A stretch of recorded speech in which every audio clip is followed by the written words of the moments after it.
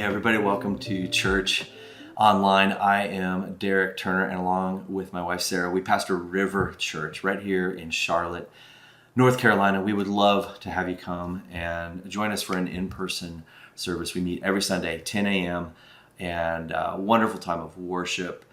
We always experience God's amazing, fear-melting love when we gather together.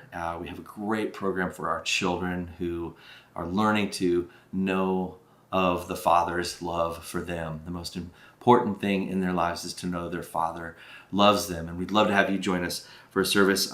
Today, we're going to have a time of worship, and then I'm going to dive into a message called Grace for Gratitude. You know, these are some cynical times that we live in, and I believe that we need to tap into the grace that comes from the kingdom of heaven, comes from our Savior Jesus, to be able to be thankful in difficult and hard times, because gratitude unlocks a lot of compassion in our lives, and we need more compassion in our world. I'll get into that in a little bit, but right now, I want you to sit back, grab a hot beverage. I got some tea right here, and we will have a time of worship. I'll be right back after that. Great your faithfulness, oh God my Father, oh God my friend, your love it never fades, and so I love you unto the end. When shadows fall, you never change. From age to age, you never change. And great is your faithfulness, your faithfulness. Through the years you've always been there. Great is your love for us, your love for us. Through the years you'll always be there. Great your kindness, God. You are our shelter, our dwelling place. Your presence like a fire. Hope for tomorrow, strength for today. When shadows fall, you never change. From age to age, you never change. Great is your faithfulness, your faithfulness. Through the years you've always been there. Great is your love for us, your love for us. Through the years you'll always be there. We will stand upon your promises. We are strong because our hope is in you. We will run, we will run, we will run. We belong to you, to you. Great is your faithfulness, your faithfulness. Through the years you've always been there. And great is your love for us, your love for us. Through the years you'll always be there. Oh,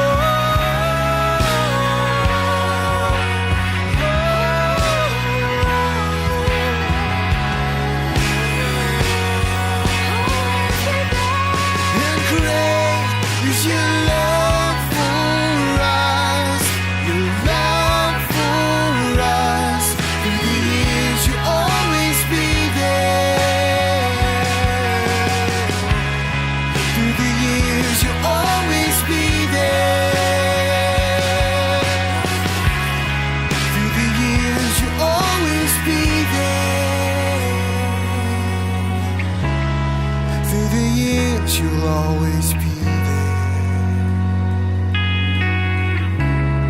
Through the years you've always been there. How great your faithfulness.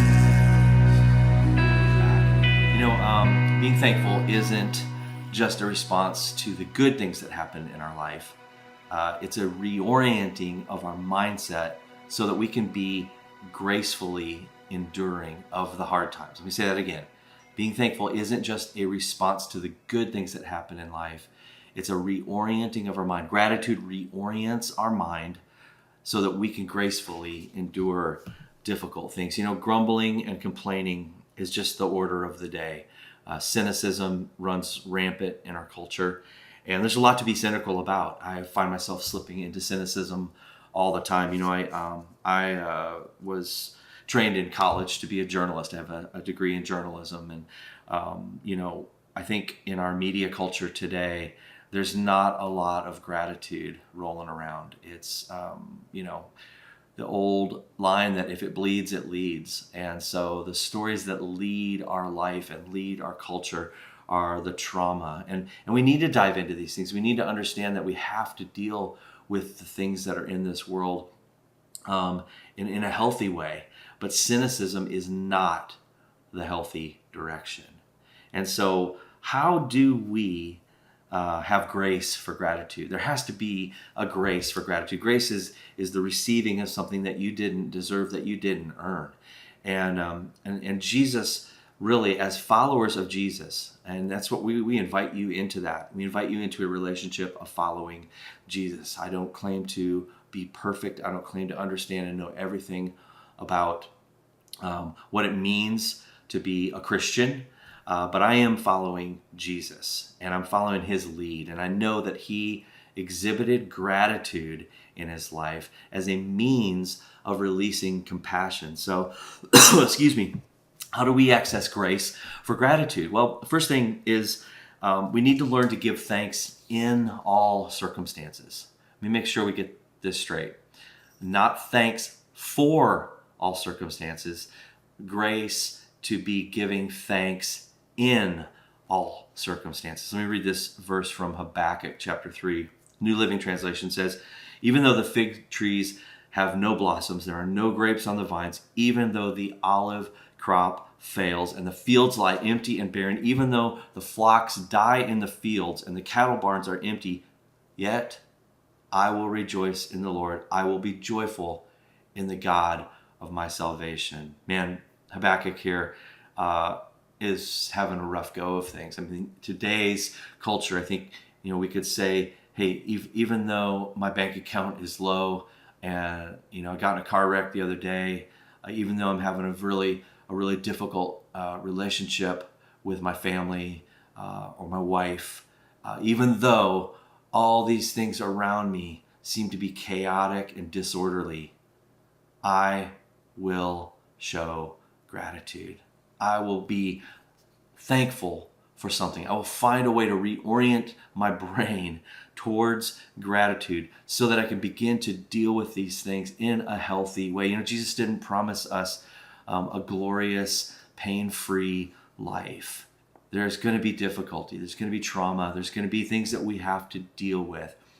But if we don't reorient our mind with a gratitude mentality, then we're going to dive into cynicism. And that cycle of cynicism just is a death spiral that takes you down lower and lower and lower, leading to depression and anxiety. And if you struggle with depression and anxiety, there's hope for you. There's hope for all of us. And maybe you need a chemical rebalance in your brain. We definitely support the mental health professionals that are so helpful in bringing us to a place where we can even reorient our brains towards gratitude. So we don't want to discount any of those things that are helpful, but I want to make sure we understand that gratitude is a choice.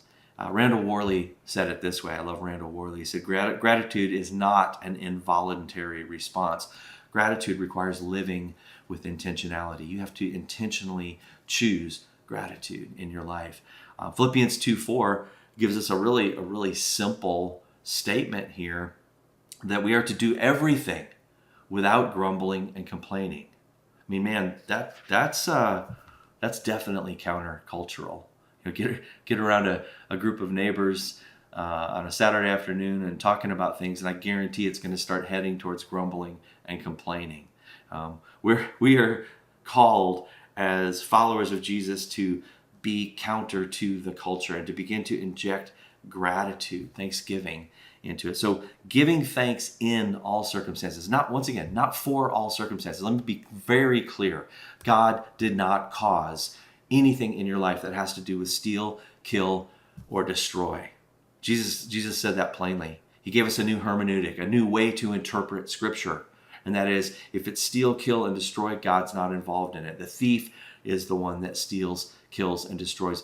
Jesus said He, the Father, the Spirit, has come to give us life and life more abundantly. So we can give thanks in all circumstances, not for all circumstances. I learned this early on in my life. I was married at age 25, and I've been married almost a year. My wife was 7 months pregnant. She was killed by a drunk driver, and I was told to just buck up and faith through it and make it. I didn't really take time to grieve, and that's something I've learned later on in life, that it's okay to sit in the grief. It's okay to sit in the pain. In fact, it's necessary to do that. We need other people to do that with us. But there were people who proclaimed that I should thank God for Him, causing that, or even allowing it to slip through His hands, because it was going to teach me some valuable lesson. Look, if God, the God that you want to serve, causes drunk drivers to kill people, if He causes cancer to come on your body, I don't want anything to do with that God. And that's not who our God is. That's not the God that Jesus revealed. Jesus revealed the good Father that loves us. And so we can shift and reorient our minds towards gratitude. Gratitude will help lead us to where the Father is helping us walk through whatever it is we're going through. So do everything without grumbling and complaining. Here's another thought today as I was kind of going through this. Grumbling and complaining cuts off compassion. How does that happen? How does grumbling and complaining cut off compassion? Well, Psalm 106, verse 25 says, they grumbled and found fault with everything, and, get this, closed their hearts to your voice. Grumbling and complaining, finding fault with everything, closed the hearts of people to the voice of the Father, the voice that's calling out, you're my beloved son, you're my beloved daughter. I'm well pleased with you. I'm not holding anything against you. I'm not angry. I'm well pleased. I'm in love with you. You are my masterpiece. And these are the things that we need to hear in times of difficulty. Grumbling and complaining cuts us off from compassion. Psalm 100 verse 4 says, you can pass through His open gates with the password of praise. Come right into His presence with thanksgiving. Come bring your thank offering to Him and affectionately bless His beautiful name. I love that, the password of praise. We can enter into His gates, His courts, His place of safety and refuge with this password of praise and thanksgiving. Cynicism, grumbling, complaining completely cuts us off from that. One other thought is that we also, to get out of this cynical and grumbling and complaining, lack of gratitude mindset, we need to shift from being selfish to service. Shift from selfishness to service. How do we do that? Well, you're just going to have to blow up the "what can you do for me" mentality. I mean, most everybody on this planet has a "what can you do for me" mentality. We have to adopt a "how can I help" approach. This is what following Jesus is all about. It's loving ourselves well enough to be able to love our neighbors well enough. And to love your neighbor is to say, hey, how can I come alongside and help? How can I serve in this situation? Jesus Himself did not come to be served. He came to serve. The greatest among you will be servant of all. Excuse me. Galatians chapter 6, verses 1 through 3 says, dear brothers and sisters, if another is overcome by some sin, you who are godly should gently and humbly help that person back onto the right path. Be careful not to fall into the same temptation yourself. Share each other's burdens, and in this way, obey the law of Christ. If you think you're too important to help someone, you're only fooling yourself. You're not that important. I love how the New Living Translation says it. You're not that important to not help out and to not serve other people. You're fooling yourself when you think you're too important to stoop down and lend a helping hand. See, this is what the gospel is really all about. God became human. He became one of us to rescue all of us. He stooped down to our level to enter our world to bring us out. And with that understanding and that truth in our hearts, I believe it gives us the grace for gratitude, the grace to just climb into any situation and begin to help serve, not try to fix people, but to come alongside and show compassion to them. We cut ourselves off from compassion through grumbling and through complaining. Gratitude brings us to a fullness of an expression of compassion towards others. Galatians 5, chapter 5, verse 13 and 14 says, "You have been called to live in freedom, brothers and sisters. Don't use your freedom to satisfy your sinful nature. Instead, use your freedom to serve one another in love. For the whole law can be summed up in one command: love your neighbor as you love yourself." I love what Paul does here. Jesus did the same thing in John chapter 13. You know, we are asked, what's the greatest commandment? And people are going to default to, well, love the Lord your God with all their heart, soul, mind, and strength, and love your neighbor as yourself, because that's what Jesus was asked, and that's what he said was a good answer. But later on, Jesus actually dropped the love God part. In John chapter 13, he said, "Hey, a new command I give to you, love one another the way I have loved you. By this, all men will know you are my followers." Paul does it right here. He drops the love God part and says the whole law can be summed up in this one command: love your neighbor as you love yourself. Why did Jesus and Paul drop the love God part? Do they not want us to love God anymore? No, loving God is loving your neighbor. We prove our love for God by our love for one another. Read the epistle of 1 John. 1 John chapter 4 talks about this very clearly, and it's very simple. We show our love for God. We prove our love for God by our love for one another. If I were to ask you today, how do you love God? We'd have all kinds of answers. Well, I love him by obeying him. Well, how do you obey him? What's obedience to God? Paul thought he was obeying God by killing Christians. The Crusades happened because people thought they were obeying God. No, to obey God is to love people. That's it. Period. End of sentence. We prove our love for God by our love for one another. So shift from selfish to service, a service mindset to serve one another. And finally, one more thought before we go today. Just real simple, get on Team Jesus. If you're going to be a follower of Jesus, come on, get on Team Jesus. You're welcome on the team. You're a welcome member on this team. And here's some key culture things about Team Jesus. Satan seeks revenge. God desires mercy and restoration. This is a team that does not go after revenge. We go after mercy and restoration. One of the ways I think this shows up with revenge is the whole culture of whataboutism. I mean, we see it on social media constantly. Well, what about this? And what about that? What about? I would just turn the tables and say, well, what about you? What about you? Quit thinking about everybody else, because why? You're the only one you can control. On Team Jesus, we operate in self-control. We don't try to point out everything else in everyone else's life. We deal with ourselves. And we set an example of the law of Christ, which is the law of love, loving others well. I love this statement about mercy. Mercy is not getting what you deserve. But grace takes it to another level, and grace is getting what you don't deserve. We have received the grace for gratitude. You have received the grace to intentionally choose gratitude so you do not cut yourself off from compassion. Micah chapter 6, verse 8, famous verse, says, "Know, O people, the Lord has told you what is good, and that is what he requires of you, to do what is right, to love mercy, and to walk humbly with your God." Listen to it in the Message paraphrase. It says, but he's already made it plain how to live, what to do, what God is looking for in men and women. It's quite simple. Do what is fair and just to your neighbor. Be compassionate and loyal in your love. And don't take yourself too seriously. Take God seriously. It's a big part of our lives of following Jesus. Take Jesus seriously. Don't take yourself too seriously. He's got you. He's already accomplished and done what was required to bring you into the family. You're accepted. You are in the beloved. This goes for everybody on the planet.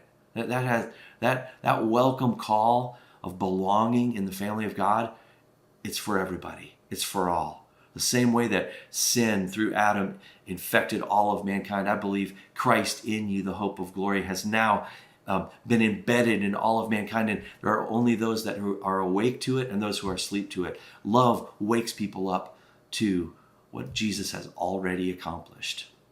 Gratitude wakes people up to what Jesus has already accomplished.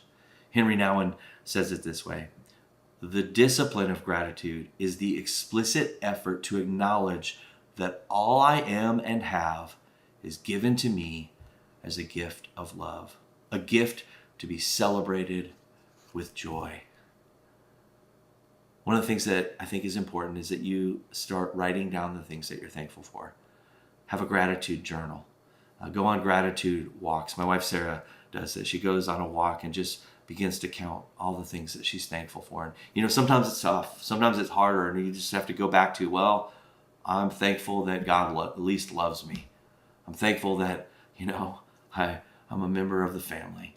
I'm thankful that I have running water in my house. I'm thankful, there's so many things to be thankful for, and you just have to start somewhere, and it'll grow and it'll build from there. But it's a discipline of gratitude, according to Henry Nouwen. It's not something that just comes naturally. But when we do enter into this discipline of gratitude, man, we invite compassion to the kind of level that Jesus walked in, where he was moved with compassion and he healed. Healing begins to flow through you. The power of the kingdom of heaven begins to flow through gratitude, through entering into the grace of gratitude. Hey, thanks for joining us today. Specifically, I want to thank you for your generosity. You can give online to River Church. Go to rivercharlotte.com. Use the drop-down menu if you want to give to general tithes and offerings. That goes towards our operations here to establish the kingdom in Charlotte. If you want to give towards mission and outreach, this month particularly, I want to invite you to give to our mission in Cochabamba, Bolivia. Jonathan and Kara Asman are amazing pastors down in Cochabamba, Bolivia. They just secured a new location. I've been down there several times with them, and it's hard to find property in Bolivia. And they have found this amazing space. They've already entered into it, and we want to help provide this for them, that they can do the construction, to refit it to their needs. And so we're giving towards that outreach today. I invite you to give into that outreach. It's a great thing that's happening in Bolivia with the kingdom of God being established down there. I'm also looking at this as an opportunity to sow seed into someone else's house so that God can begin to give us what we need for our house. River Church is looking for a permanent home. We're looking for a place for our family. And there's no better time when you're looking for something that you need to sow seed into something that someone else needs. So I invite you to give towards that generously. Thank you for your generosity. Hey, let's finish with this confession of faith. Say it out loud. Use your voice, use your words to declare this full of faith today. Say, God is always with me. I'll rejoice in every situation. My gratitude releases compassion. I love mercy and restoration. Thank you guys so much for being with us. If you need anything, prayer, we're available. You can go to the website, rivercharlotte.com, send us an email, connect with us. Join us for a Sunday service. If you're in the Charlotte area, if you're in this region, Sunday, 10 a.m. We would love to have you join us. You can plan a visit at rivercharlotte.com. I love you. Sarah loves you. You are always welcome at River Church. And always remember this, you belong and you're becoming more like Jesus. Thank you so much for joining us today. If you are new or if you have any prayer requests, be sure to visit our website so that we can connect with you. We will see you guys next week. Bye.